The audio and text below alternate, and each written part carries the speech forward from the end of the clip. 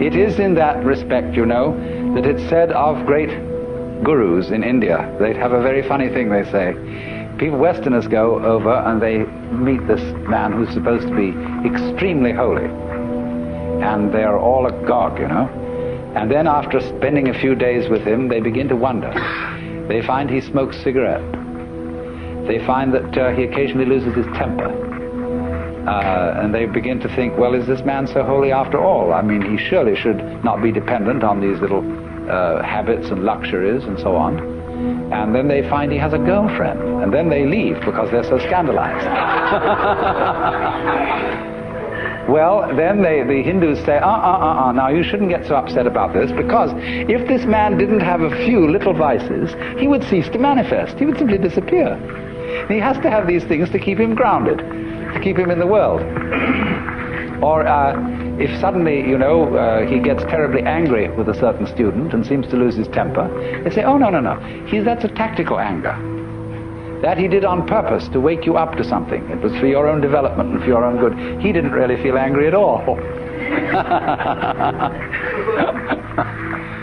Oh dear. But do you see the point? There is something in the fact that if he didn't have these little attachments, he wouldn't be manifesting. He'd simply disappear. There's something in that, only don't take it too piously. I think you get the point. So then, we now have to explore a very important aspect of the Joker as equivalent to Gurdjieff's Sly Man. You see, he points out the four ways: the monk, the fakir, the yogi, and the Sly Man. And all the first three ways are ways of great difficulty. They involve a very, very strenuous discipline. And of course, as we get it through the books about Gurdjieff, the way of the Sly Man involves a discipline too. But I think there's more to be said about the way of the Sly Man than appears in any of those writings, because this is very closely connected with the whole approach of Taoism, the Chinese philosophy of Wu Wei, or non-aggression, and with what is called in Buddhism the middle way. When the Buddha first discussed the middle way, he put it like this. He said, to try and solve the problem of suffering by immersing yourself in pleasure only leads to a hangover. To try and solve the problem by asceticism also brings no liberation. You merely get tied up in a kind of masochism where you say, I know I'm right just so long as I'm hurting. And all that is doing is expiating your kind of infantile guilt sense. So he said there is a middle way between asceticism on the one hand and hedonism on the other. But actually, the middle way is more subtle than that, and it's beautifully discussed in Professor Baum, a book called The Philosophy of Buddha.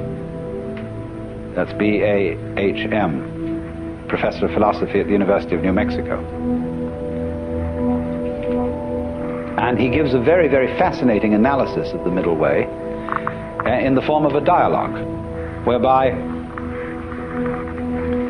it works simply like this. The student brings a problem to the teacher, and he says, I suffer, and it's a problem to me. And the teacher says, you suffer because you desire. If you didn't desire, you wouldn't suffer. So try not to desire.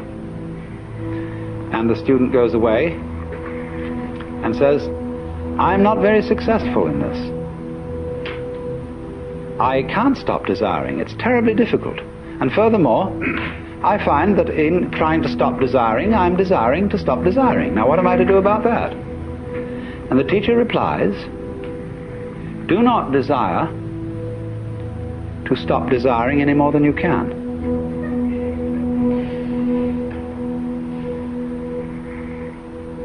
And so the student goes away and practices that. But he comes back to the teacher and said, I still find myself desiring excessively to stop desiring, and it doesn't work. So the teacher says, do not desire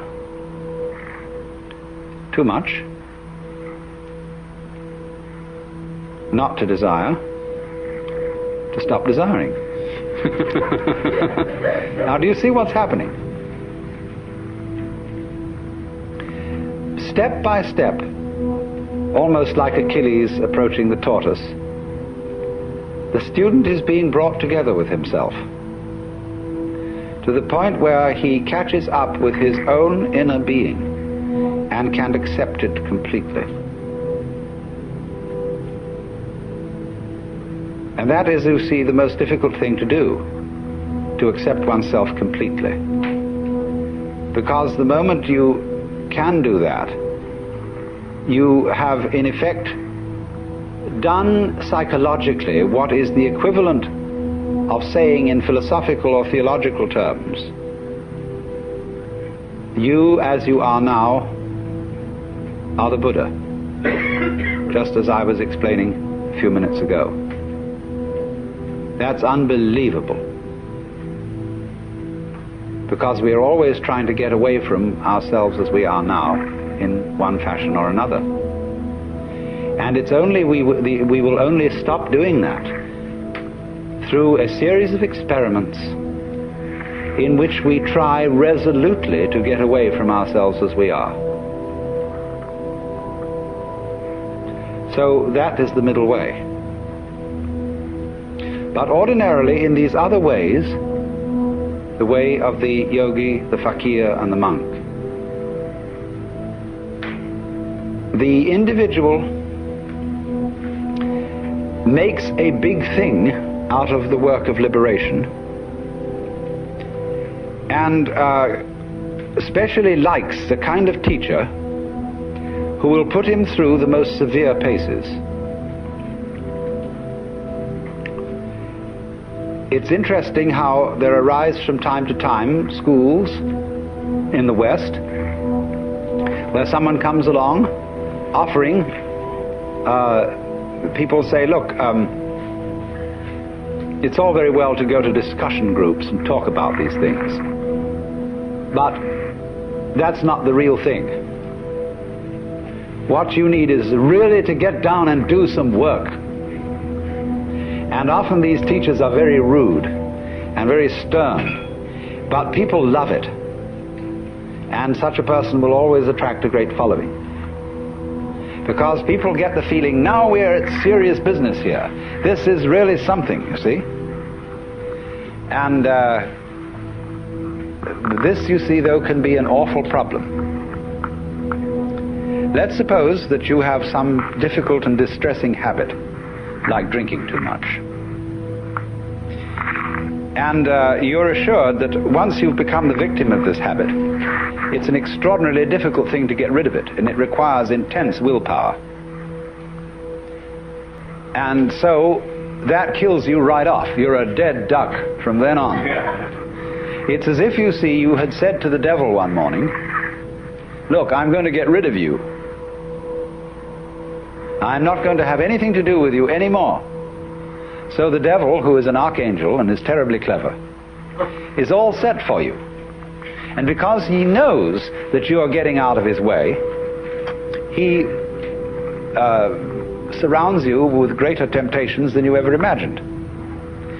If you are going to outwit the devil, it's terribly important that you don't give him any advance notice.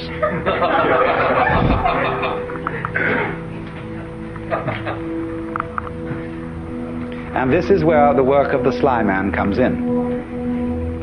Put it in other terms, in Hindu or Buddhist terms, in the popular terms of popular Hinduism and Buddhism, liberation is getting out of the toils of karma.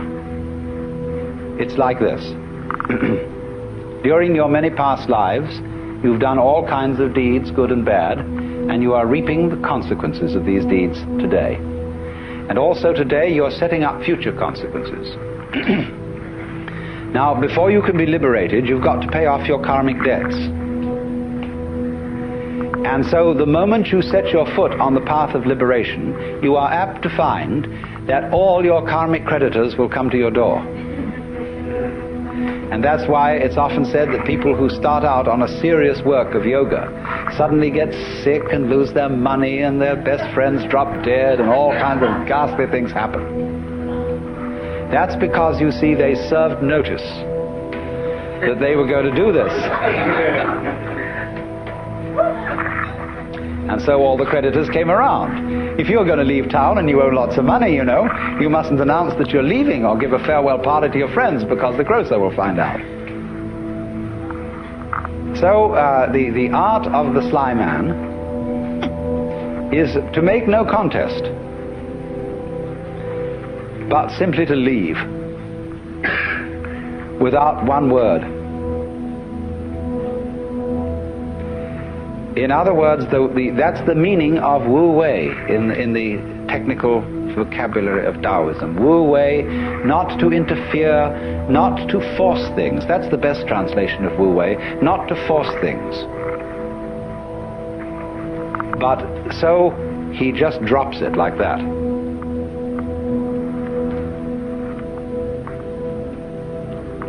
But you're in this respect, you see, you're your own worst enemy. Because even if you serve notice privately on yourself that suddenly you're going to drop it all, already the devil knows. Because who do you think the devil is?